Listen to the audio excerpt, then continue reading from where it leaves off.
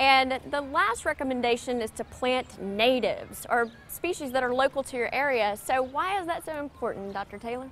Well, it's important to plant natives because the insects, you're going to hold this for me? Yeah. Thank you very much. Okay. The insects that we're trying to promote use these native plants.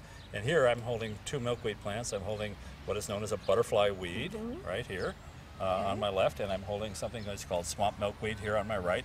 Both of these are good native plants for monarch butterflies. They come and they lay eggs on these plants. The larvae complete their development, and this contributes to the monarch population.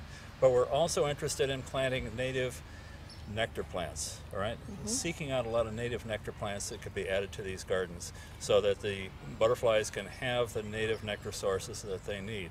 And what we're trying to do is encourage a large-scale restoration of a lot of landscapes through the migration route of the monarchs through the central portion of the country, particularly along roadsides, so that we can increase the amount of native vegetation out there that can be used for all the pollinators, by all the pollinators, and by monarch butterflies.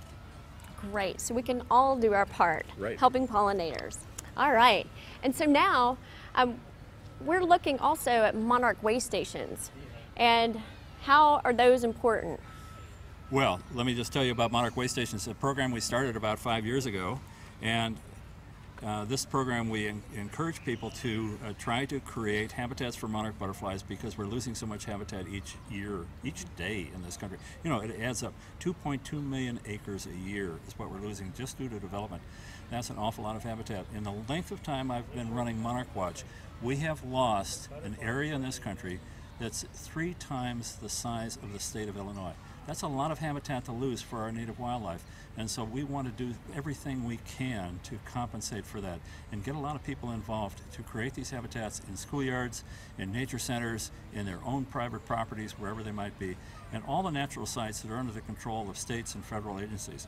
We're really thinking big here. We need to do this. It's big time, it's important.